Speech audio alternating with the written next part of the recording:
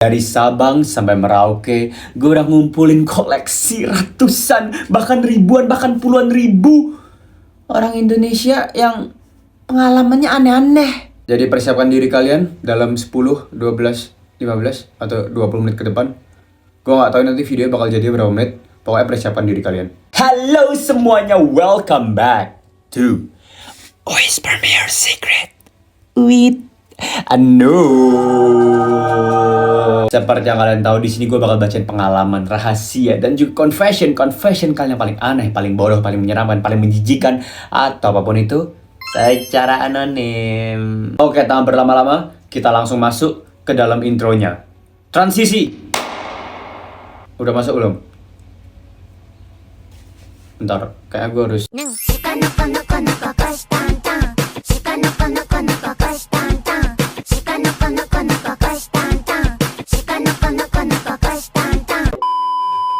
Gue pernah ngeliat nenek gue lagi col pakai pisang yang masih agak mentah, dan hal ini merusak dan mengubah hidup gue secara negatif.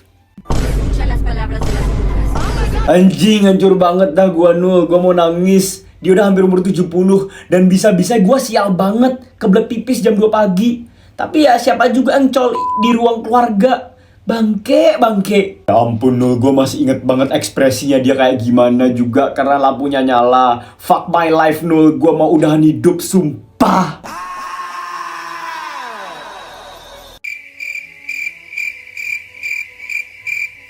Gue bener-bener speechless ini, gue gak tahu harus ngomong apa biar lu bisa ngerasa lebih baik. Gue mau ngomong turut berduka cita, tapi juga kayak gak pas. Mungkin kayak mengheningkan cipta gitu ya, atau kasih kayak lagu sedih terus kayak backgroundnya jadi agak hitam, terus gue kayak pura-pura sedih gitu kayak.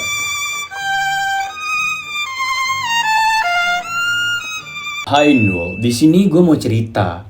Jadi kemarin itu waktu gue pulang sekolah, mama gue baru beli catokan. Tapi catokannya yang kecil itu loh Nul. Nah, beberapa hari kemudian, nggak ada angin, nggak ada hujan, tiba-tiba papa gue pinjam catokan mama gue. Di situ gue ketawa dong, kayak apa yang mau dicatok coba, papa gue aja botak. Nah, terus gue ke kamar papa lah ya kan. Di sanalah Nul, kaget gue meletup kencang. Gue intip tuh kamar, ternyata papa gue sedang menyatok jembutnya. Sekian. Kok bisa? Kemarin ada yang ngeperm bulu ketek, sekarang ada yang ngecatok bulu jembut. Abis ini apa lagi? Gue tuh bingung aja, gue kayak penasaran gitu loh. Apa sih untungnya buat lu ngelakuin itu? Coba ya, kalian semua pikirin baik-baik. Kira-kira apa sih yang ada di otak om tersebut? Anggaplah dia tuh kan udah agak botak nih. Berarti umurnya sekitar 40 atau 50-an gitu. Kira-kira apa yang dipikirin om tersebut sampai pengen ngecatok bola jembutnya? Apakah kira-kira untuk nge-impress sang istri kayak, sayang, lihatlah bulu jembut aku sekarang sudah lurus semua. Apakah seperti itu? Atau mungkin om tersebut abis nyantet atau nggak melet orang dan salah satu ritual yang harus dilakuin adalah ngecatok bulu jembus. Jujur gue beneran nggak tahu. Jadi kalau dari kalian sendiri gimana? Ternyata bener Nul. Kita emang bisa beneran ngerokok pakai memeo kita. Gila banget. Gokil. Lu tahu dari mana? Ini mungkin cuman gua doang yang negative thinking atau suudzon, tapi dia pede banget loh guys. Dia caps lock ngomong kayak, ternyata bener Nul, kita emang beneran bisa. Which means, menurut gua nih ya, dia beneran ngelakuin guys. Kayak pertama-tama dia tuh penasaran, dia mikir kayak, emangnya beneran bisa ya? Kayaknya nggak mungkin deh. Tapi habis itu dia kayak ambil rokok, dinyalakanlah itu api, set, Vesa.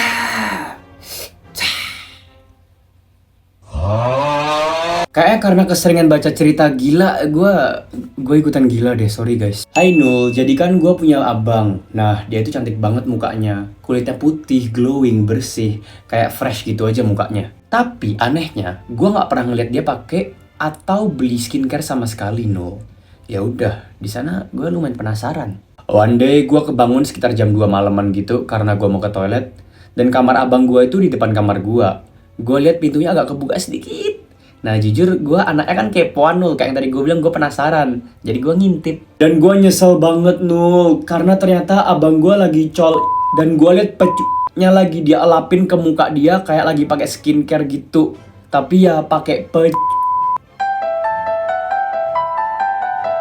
Ini jorok banget anjir, itu tuh amis. Ini amis banget. Abang lu cocok anjir sama cewek yang pakai darah haidnya buat jadi masker itu. Aduh, 11-12 mereka anjing jorok. Gua tuh kadang sering kepikiran guys, kayak orang-orang kayak dia itu apa sih yang nge-inspire dia buat ngelakuin hal itu? Apa jangan-jangan cerita-cerita dari tempat gua ya? Tapi jangan dong, kalau sampai iya, gua ngerasa bersalah banget. I know, jadi gua punya kebiasaan aneh, yaitu suka buka mesin cuci, terus masukin kepala gua ke dalam, terus kayak ngendus-ngendus gitu.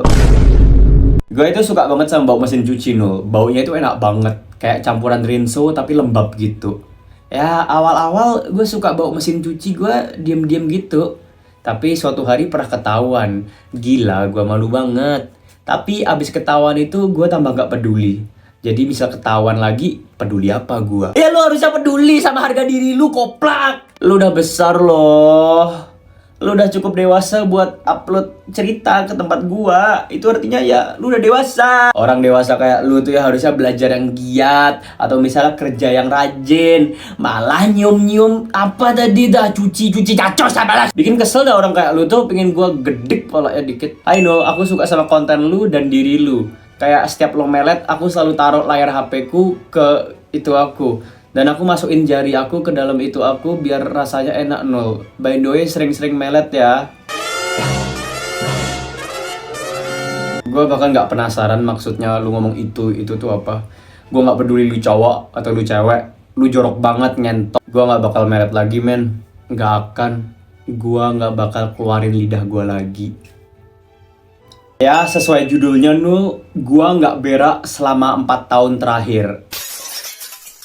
Ya, kalau lu bingung kenapa gua nggak berak selama 4 tahun, ya itu karena gua sering nahan berak dari 2020. I don't know kenapa, tapi gua suka banget nahan berak gua. Tapi kayak rasa nahan beraknya itu bikin candu gitu loh. No. Kadang suka kecepirit sedikit pas nahan, but it's okay. Kadang sampai 1 celana penuh sama karena bisa sampai 10 kalau nahan dan kecepirit di celana.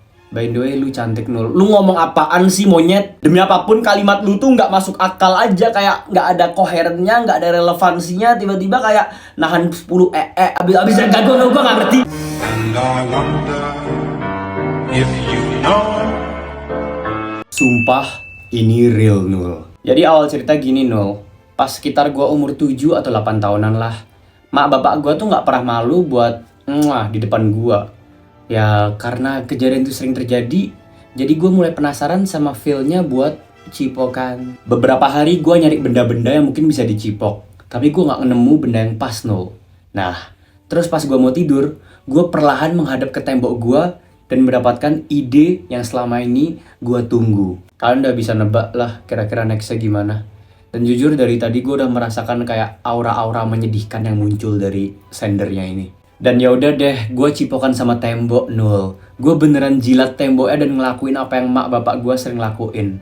Dan semenjak hari itu, gue jadi selalu nyari tembok terdekat buat gue cipok sebelum tidur.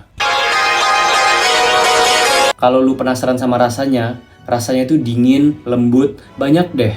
Pokoknya lu harus nyobain nyipok dinding sekali dalam seumur hidup. Gue gak penasaran, sumpah. Tapi sekarang gue udah gak ngelakuin sih, Nul. Gue lebih suka nyipok atau ngejilatin boneka gue dibanding nyipok dinding. Ya udah, Nul, mungkin segitu aja. Makasih udah mau baca cerita gue. Tetep aja itu benda mati, tolol. Ya at least ada perkembangan lah ya guys ya. Kayak benda matinya sekarang menyerupai benda hidup. Dan sekarang kita cuma bisa berdoa semoga bonekanya itu nggak menyerupai binatang atau tumbuhan atau apa. Ya semoga manusia aja, oke? Yang of course nggak di bawah umur. Halo Kak Nul, aku suka banget sama video-video kamu. Lucu sama kayak aneh banget. Jadi aku juga mau join.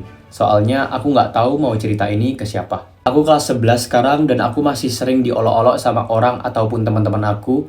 Karena aku ini punya bibir yang termasuk tebel gitu. Kayak mereka tuh selalu panggil aku bimoli, monyong, doer, dan lain-lain lah. Sakit hati rasanya, Nul. Bahkan beberapa dari mereka fitnah aku cipokan karena bibir aku kayak gini. Padahal bibir aku ini faktor genetik dari orang tua aku. Aku jadi nggak percaya diri dan malu-malu kalau kemana-mana, Nul. Sampai sekarang aku selalu pakai masker ataupun nutupin bibir aku pakai kerudung kalau keluar rumah. Terima kasih ya Kak, semangat. Gak usah ditutup-tutupin. Lu tuh harus bangga sama keunikan lu. lu harus bangga dan jadikan hal tersebut sebagai kelebihan. Gue juga kok bibir gue tuh termasuk yang tebel dan warnanya merah kayak pakai lipstick gitu. Beberapa orang juga nanya kayak, Nul kok pakai lip tint? Atau enggak kayak ini gue kayak pakai maskara kan, tapi ini bukan maskara.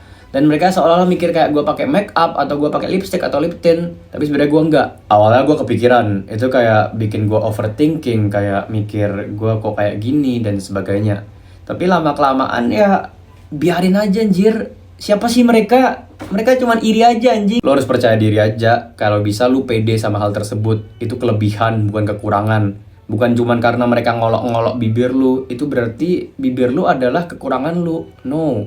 Jadikan itu kelebihan lu. Sekarang kalau gue ditanya-tanya, Nul pakai eyeliner ya, Nul pakai lipstick ya, Nul kenapa bibir tebel, kayak ya udah biarin aja. Toh gue keren. Hai Nul, nama aku Aura. Sekarang aku kelas 8 dan aku pernah ngelakuin hal yang bodoh. Dan kalau diingat-ingat, itu jijik banget.